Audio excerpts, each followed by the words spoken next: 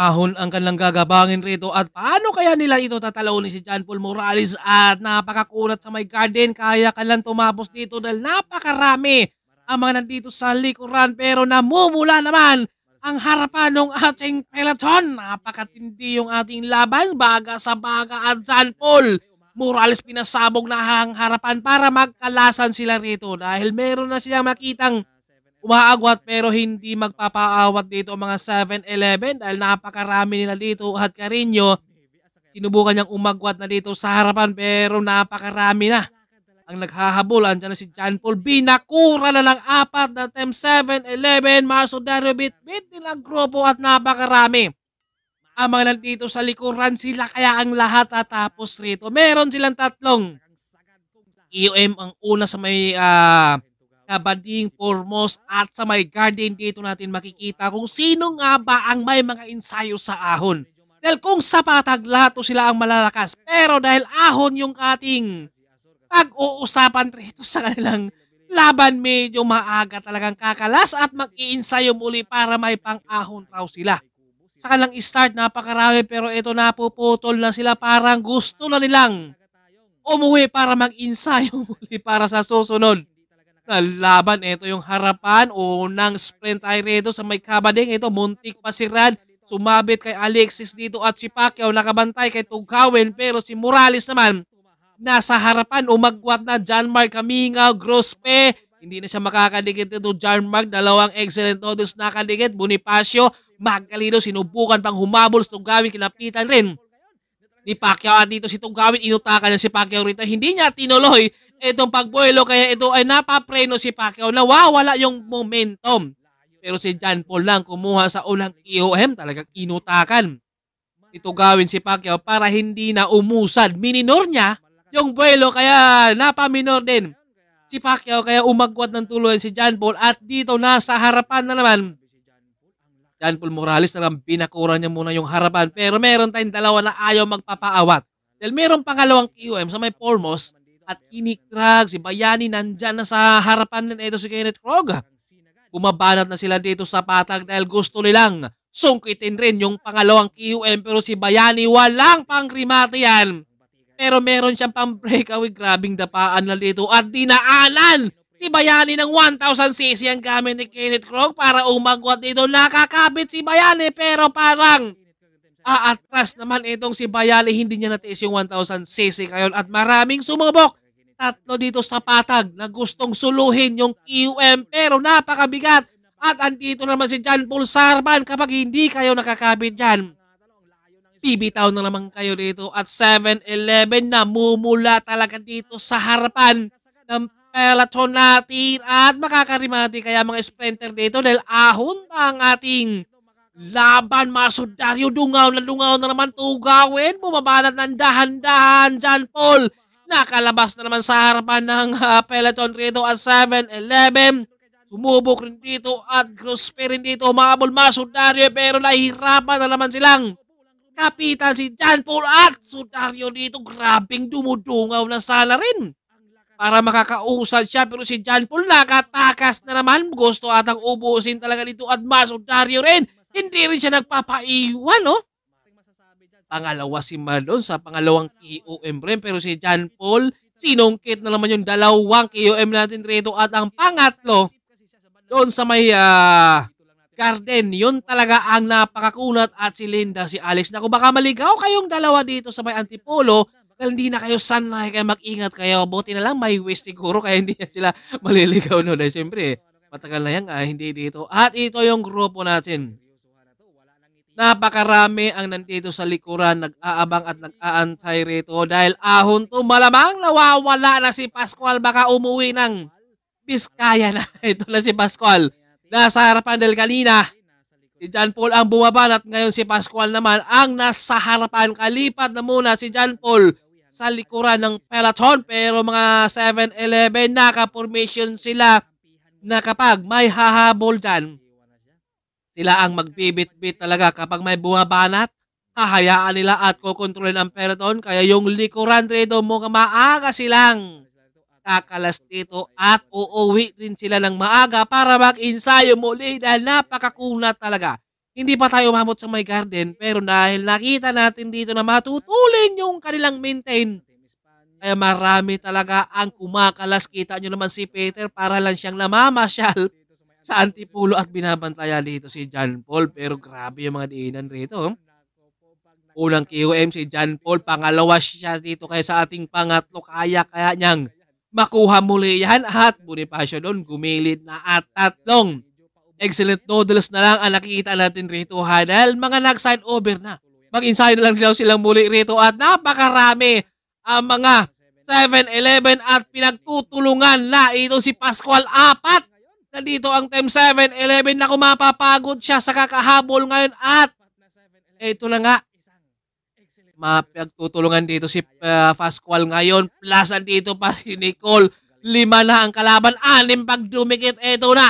5-in-1 ang ating kalaban. Diyos Corpus bumabanat na at dito pinagbabanatan na si Pascual. Pinagod. Talagang kinawawa dito si Pascual dahil 5 ang 7-Eleven na kalaban niya rito at wala siyang kakampi talaga kaya solo niya ngayon sa paghahabol at si Ismael Grospe tumakas. Wala nang magawa dito si Pascual, lumilingon siya sa likod kung mayroon ba siyang backup o kakampi rito pero wala pa siyang nakita kaya dahan-dahanin na muna dito.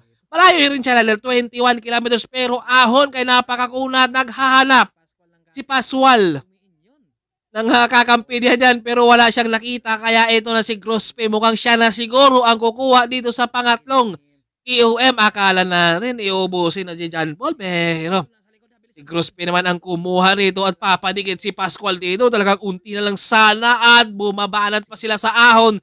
Tatlo 7-Eleven ang namumula talaga nandito sa harapan. Kasama si Marcelo at Mac Galido at si John Paul napakalayo. Yung hinabol niya, gawa ng nagre-recover siya doon sa may pagkatapos ng pangalawang KOM at 2 excellent noodles na ang nakikita natin rito at puro naman mga Team 7-Eleven ang nasa harapan kakayanin kaya nila to rito dahil si John Paul dito malayo siya. Kumbaga kanina siya bumabanat kaya recover na muna siya pero naisip niya kailangan niyang tulungan si Pascual rito kaya nagtsatsaga rin siyang humabol dahil ahon to. Lamang talaga si Pascual pero nahirapan din si Pascual dahil pinagbabanatahan, pinapakalas, pinagod, kinawawa ng husto si Pascual dahil 5 ang mga Team 7-Eleven kapag dumikit pa nga. At Ismael dito bumabanat na naman rito, pinapakalas talaga ng lalo at kinawawa ng husto si Pascual dito pero hindi basta kakalas rin. Si Pascual kumalas at yung dalawa dito si Nicole at si Reyes Bundok pero si Marcelo dito kumalas sa ahon pero pagdating sa lusong napakatulin. Aabutan sila dito. Meron talagang mga sanay din sa downhill pero bumanat ang kakampi dito ni Marcelo kaya napakalas din siya pati kakampi. Kumalas Nicole. Pariha nagwawala rin pero si Pascual kailangan niyang dikitan rito. Pinapakalas talaga itong si Pascual. Kanina pa yan siya pinagbabanatan pero napakatibay rin. Talaga ang pancheck dito ni Pascual dahil ahon to siya talaga yung merong kakayahang talagang bumanat rito sana pero ahon. Dito pinagbabanatan talaga siya dito. Talagang kinawawa ng husto.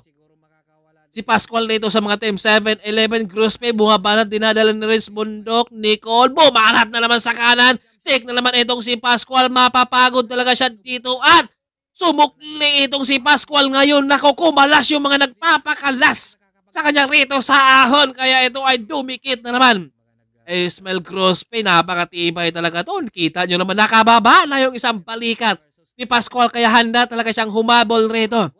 Bumabagal na muna dahil kapag dadalhin naman ni Pascual dito, Ismael naman ang re-remate kaya tinawag ni Ismael rito yung kanyang mga backup na dumikit na kayo rito para tulungan talaga pakalasin natin si Pascual dahil nahirapan rin tayo rito dahil iba talaga ang mga climber dahil meron silang kakayahan magtiis at andyan na si John Paul at Ismael dahan-dahan na namang bumanat at dito nga may pang-check pa kaya ito si Pascual. Ngayon na kanina pa yan siya pinagbabanatan. Grabe si Tatay Tox. Nakairo tigas na tigas yung pa. Ito na si John Paul. Bit-bit na naman niya dito ang dalawang Team 7-Eleven kasi Marcelo matras na muna dito dahil kayanin niya kapitan itong si John Paul ngayon at kababantayan niya rito at dalawang 7-11, nakakapit ni John Paul plus nandito pa si Magalino kaya namumula at John Paul dito pinapakala si Marcelo at Diyos Corpo sinubukan niyang kapitan pa. Etong si John Paul pero dalawa ang second group solo na ni Grospe sa ating harapan. Grabe ang tuloy na dito ni John Paul, 24 kps at nakaangat na si John Paul dito dahil kanina nakita niya na kadalang kinawawa si Pascual kahit kailangan niyang tulungan pero napakalayo talaga yung kanyang hinabol. Siguro kung nasa harap na si John Paul kanina, hindi talaga makaagwat itong tuluyan si Ismael kaya ito naghahabol at nagtsatsaga pero dalawang QM na nga ang kinuha rin ni John Paul at si Marcelo nakadikit. Grabe kumalas sa ahon si Marcelo pero pagdating sa lusong, naku doon naman aabutan kayo, napakatibay rin yung pang downhill nito ni Marcelo ngayon at nagtsatsaga rito si John Paul ngayon na tinitiis niya rito dahil kapag hindi niya tiisin yan, nakaagwat ng tuluyan kaya ito kinakargahan, tinitiis, inaangatan na dito ni John Paul para talagang aagwat at didikitan talaga niya etong si Ismael Grospe pero tanaw na Ismael Grospe 300 meters to the finish line. Grospe ang nasa harapan, John Paul naman ang nagtatsaga ritong humatak pero nakakapit naman etong si Marcelo, patiisan at patsagaan dito dahil ahon talaga ang napakahirap. Tanaw na etong kanilang finish line at John Paul umaangat na dito. Marcelo kumakapit pa sa likod ang pinapatiningan na dito ni John Paul Redo. Ito na, umatras itong si Marcelo ngayon sa kanilang patiningan ng sipa at Grospe nako, mababa raw si John Paul dito. Kaya sabi niya sa finish line, nako, hindi ka na umabot dito. Ito grabe yung mga patiisan sa tining ng sipa nila dito kaya bumaklas na itong si Marcelo sa hatak rin dito ni John Paul pero si Grospe dito ay tumawid na. Ang sabi ni Grospe rito na kumababa na si John Paul dahil nakatawid na siya sa finish line. Grabe yung banat ni John Paul napakalayo yung kanyang hinabol pero talagang kung malayo kayo payong palang finish line, aabutan sa Ismael Ron at pang-5 dyan si Pascual, pang-6 si Nicole. Namumula ang mga harapan natin at dalawa na naman Team X Teledodros na tumapos dito